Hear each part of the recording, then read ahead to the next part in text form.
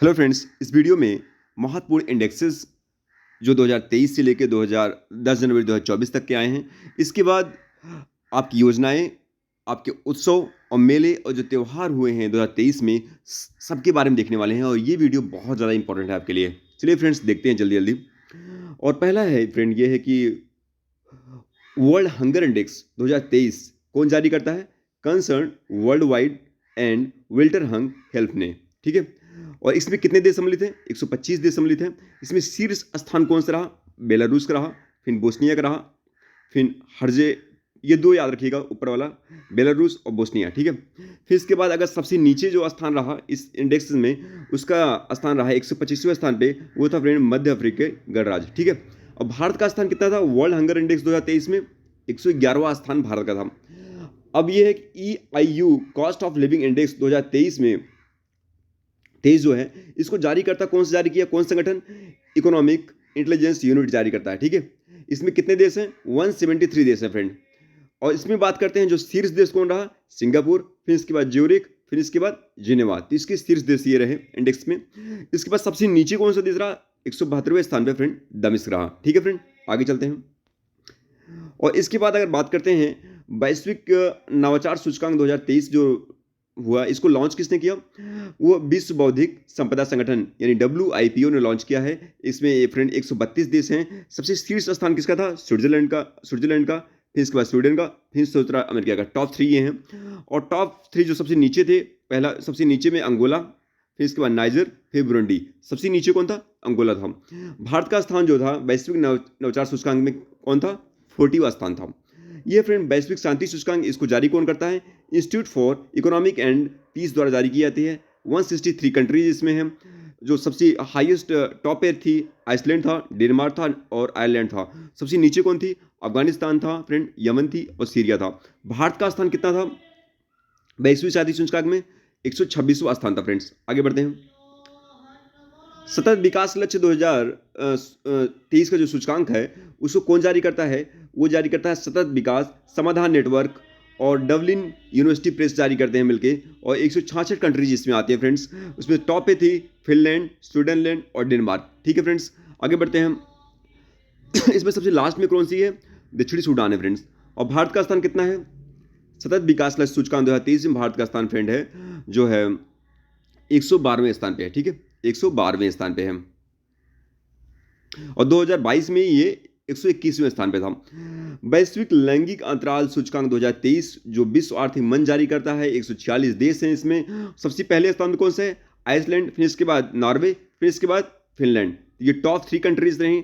और जो लास्ट में कंट्रीज थी, सबसे लास्ट में अफगानिस्तान, फिर चार्ट, फिर अल्जीरिया। और भारत का स्थान वैश्विक लैंगिक अंतराल सूचकांक फ्रेंड वो है 127वां स्थान है। और 2022 में कितना था? 135वां स्थान पे थी। ठीक है। विश्व प्रसन्नता सूचकांक जो विश्व प्रसन्नता रिपोर्ट है 2023 कौन जारी करता है? संयुक्त राष्ट्र सतत विकास समाधान नेटवर्क जारी करता है। अब यह है कि 137 इसमें देश सम्मिलित थे। अब कौन कंट्री सबसे टॉप पे रही? वो फिनलैंड, इसके बाद डेनमार्क, फिर आइसलैंड। टॉप 3 कंट्रीज हैं। और सबसे लास्ट में जो टॉप 3 कंट्रीज थी, अफगानिस्तान, लेबनान और सीरिया। भारत का स्थान कितना था? 126वें स्थान पे थी। विश्व प्रसन्नता रिपोर्ट 2023 में भारत का स्थान कितना था? तो ये था वर्ल्ड हैप्पीनेस इंडेक्स इसे बोलते हैं, 26वां स्थान था। 2022 में 136वें स्थान थी भारत। ये फ्रेंड्स अगला आपका इंडेक्स है विश्व प्रेस स्वतंत्रता सूचकांक जो है, इसको जारी करता है कौन? Reports without border. तो 180 देश इसमें सम्मिलित थे। और इसमें बात करते हैं जो टॉप पे थी नॉर्वे, आयरलैंड और डेनमार्क। और इसमें लास्ट में था उत्तर कोरिया, फिर इसके बाद चीन, फिर वियतनाम। तो इसमें अगर बात करते हैं कि जो भारत का स्थान था विश्व प्रेस सूचकांक 2023 में, वो था 161 स्थान था। और 2022 में कितना था? 150। तो अगर फ्रेंड्स अगर आप इस वीडियो पे नए आए हैं तो चैनल को सब्सक्राइब करिएगा और वीडियो को लाइक करिएगा। ये वीडियो बहुत ज़्यादा इंपॉर्टेंट है, यहाँ से आपके 1 या 2 क्वेश्चन फंस सकते हैं। ठीक है फ्रेंड्स, चलते हैं हम। IMD विश्व प्रतिस्पर्धात्मक सूचकांक 2023 कौन जारी करता है? International institute for management of development. ठीक है, 64 कंट्रीज इसमें आते हैं। डेनमार्क, जो टॉप 3 कंट्रीज थे डेनमार्क, आयरलैंड और स्विट्जरलैंड। और जो लास्ट में थी वेनेजुएला थी। ठीक है। भारत का स्थान कितना था? तो IMD विश्व जो कॉम्पिटिटिव इंडेक्स है, इसमें भारत का स्थान कितना था? 40वां था और 2022 में था 37वां था, याद रखिएगा। हानले पासपोर्ट सूचकांक 2023 की बात करते हैं तो इसे हानले एंड पार्टनर्स जारी करता है और इसमें जो है सबसे टॉप पे था सिंगापुर, इसके बाद आता है जापान, फिर इसके बाद फ्रांस आता है। फ्रेंड्स इसमें सबसे लास्ट में कौन था? अफगानिस्तान, इसके बाद सीरिया था। Sorry friend. तो इसके बाद जो भारत का स्थान कौन था? 83। तो हानले पासपोर्ट सूचकांक 2023 में भारत का स्थान कितना है? 83, याद रखिएगा, इसको बहुत इंपॉर्टेंट है। अगला है फ्रेंड, विश्व आर्थिक स्वतंत्रता सूचकांक 2023 कौन जारी करता है? द हेरिटेज फाउंडेशन जारी करता है फ्रेंड। और इसमें जो सबसे टॉप पे कंट्रीज कौन थी? वो थी सिंगापुर, इसके बाद स्विट्जरलैंड, फिर इसके बाद आयरलैंड और सबसे लास्ट में कौन कंट्री थी? उत्तरी कोरिया। और इसके बाद क्यूबा, फिर इसके बाद वेनेजुएला थी, लास्ट ये कंट्री थी टॉप 3। और इसके बाद अगर बात करते हैं भारत का जो रैंकिंग थी वो थी फ्रेंड 131। तो आर्थिक स्वतंत्रता सूचकांक जो है द हेरिटेज फाउंडेशन जारी करता है, भारत की रैंकिंग 131 है फ्रेंड। जलवायु परिवर्तन सूचकांक 2024 की बात करते हैं तो German watch, new climate institute और क्लाइमेट एक्शन नेटवर्क द्वारा इसे जारी करता ये है। और इसके बाद यहाँ पे जो टॉप 3 में कोई कंट्री जगह नहीं बना पाई और जो नंबर 1 पर रही डेनमार्क, चौथे स्थान पे फिर एस्टोनिया, फिर फिलीपींस थी। ठीक है फ्रेंड। अब यहाँ बात करते हैं जो सबसे लास्ट में कंट्रीज थी इसमें जलवायु परिवर्तन सूचकांक में, वो थी सऊदी अरबिया, ईरान और यूएई। और भारत का स्थान जलवायु परिवर्तन सूचकांक 2024 में भारत का स्थान कौन था? 7वें स्थान पर थे फ्रेंड। ठीक है। अब भारत का ज़्यादा ध्यान दीजिए क्योंकि भारत के ज़्यादा क्वेश्चन पूछे जाते हैं। फ्रेंड्स आगे बढ़ते हैं। अंतर्राष्ट्रीय बौद्धिक संपदा सूचकांक 2023 कौन जारी करता है? US chamber of commerce and नौचार वैश्विक नौचार नीति केंद्र जारी करता है इस सूचकांक को। इसमें 55 कंट्री सम्मिलित हुई और सबसे टॉप पे कंट्री कौन थी? संयुक्त राज्य अमेरिका, फिर यूनाइटेड किंगडम, ये फ्रांस, ये टॉप 3 कंट्री रही। और लास्ट में कौन टॉप 3 कंट्री रही? वेनेजुएला, रूस, अल्जीरिया। तो भारत का स्थान कौन सा था? 42। तो अंतर्राष्ट्रीय बौद्धिक संपदा सूचकांक 2023 में भारत का स्थान कितना था? 42, याद रखिएगा इसको। वैश्विक आतंकवाद सूचकांक 2023 Institute for Economic and Peace द्वारा जारी किया जाता है और इसमें 163 कंट्रीज सम्मिलित होती हैं। टॉप 3 में अफगानिस्तान, बुर्किना फासो और सोमालिया थी। तो आतंकवाद सूचकांक में सबसे टॉप पे कौन है? अफगानिस्तान, फिर बुर्किना फासो, फिर सोमालिया। और भारत का स्थान कितना है? 13वां स्थान है।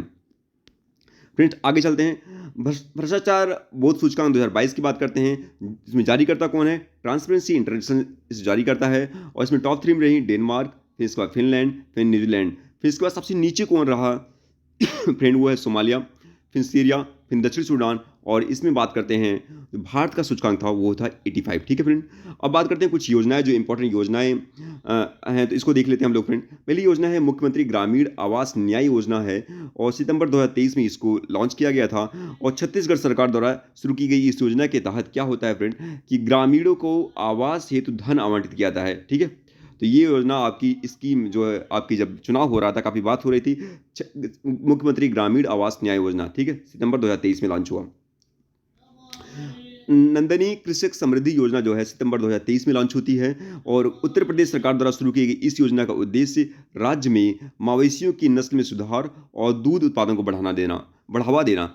फ्रेंड सॉरी, ये स्कीम बहुत इंपॉर्टेंट है क्योंकि उत्तर प्रदेश की स्कीम है तो ये पूछा जा सकता है, इसको आप ध्यान दीजिएगा।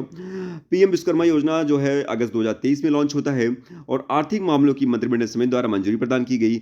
और जो इसकी वर्ष की अवधि है फ्रेंड, ये जो है 5 वर्ष की अवधि के लिए ये स्कीम लॉन्च की गई है और ये 2023-24 से 2027-28, इसको आप ध्यान दीजिएगा, इसको पूछा जा सकता है। इसका उद्देश्य हस्त कौशल पेशे को बढ़ावा देना और इसके बाद उन्हें मजबूत करना, इसका जो है मेन उद्देश्य है। ठीक है फ्रेंड, आगे चलते हैं हम लोग। और अगला ये आपका जो है स्कीम है वो फ्रेंड स्कीम नाम है अबुआ आवास योजना। अगस्त 2023 में झारखंड सरकार द्वारा संचालित होता है। इस योजना के तहत जरूरतमंद लोगों को आवास उपलब्ध कराया जाता है। तो अबुआ आवास योजना किस स्टेट से संबंधित है? झारखंड राज्य संबंधित है। मुख्यमंत्री ग्रामीण गाड़ी योजना मई 2023 में लॉन्च हुआ। किस स्टेट से? झारखंड में लॉन्च हुआ। झारखंड सरकार द्वारा शुरू की गई इस योजना का लक्ष्य दुर्गम ग्रामीण क्षेत्रों में लोगों को सुलभ परिवहन उपलब्ध कराना। ठीक है।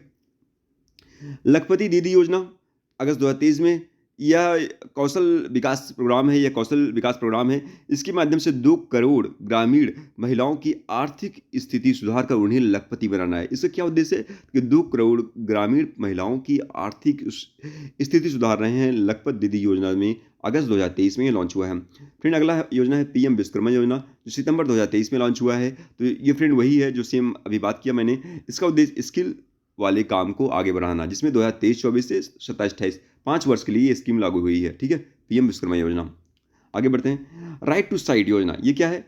ये जनवरी 2023 में लॉन्च हुआ है और राजस्थान सरकार द्वारा दृष्टिहीनता नियंत्रण के लिए लागू की गई। ऐसा करने वाला है ये राजस्थान का पहला राज्य है फ्रेंड्स, ठीक है। मुख्यमंत्री लाडली बहना योजना, ये आपकी एमपी चुनाव में बड़ा फेमस हुआ, जनवरी 2023 में लॉन्च हुआ। और उत्तर प्रदेश सरकार द्वारा मध्य प्रदेश सरकार द्वारा इस योजना का ध्येय क्या है? सभी वर्ग की महिलाओं को 1,000 रुपये प्रतिमाह आर्थिक सहायता प्रदान करना। कितना? 1,000 रुपये आर्थिक सहायता दे रही है मुख्यमंत्री लाडली बहना योजना मध्य प्रदेश सरकार द्वारा। स्कूल ऑफ एमिनेंस परियोजना जो है जनवरी 2023 में लॉन्च हुआ है और पंजाब सरकार द्वारा शुरू की गई इस परियोजना का लक्ष्य है सरकारी स्कूलों में शिक्षा के कायाकल्प के साथ विद्यार्थियों का समग्र विकास करना, ठीक है। अगला योजना है फ्रेंड, अमृत भारत स्टेशन योजना जो है दिसंबर 2023 में ये योजना लॉन्च होगी। रेल मंत्रालय द्वारा प्रस्तावित योजना का उद्देश्य रेलवे स्टेशनों का आधुनिकीकरण करने हेतु ये नीति तैयार की गई है, ठीक है। वो है अमृत भारत स्टेशन योजना, दिसंबर 2023 में फ्रेंड्स। तो फ्रेंड्स इसमें आपके महत्वपूर्ण इंडेक्सेस और योजनाएं थी जो आपके एग्जाम में पूछी जा सकती हैं। तो ये छोटी सी 10 मिनट का वीडियो आपके 1 या 2 क्वेश्चन सही करा सकता है। Thank you so much friends.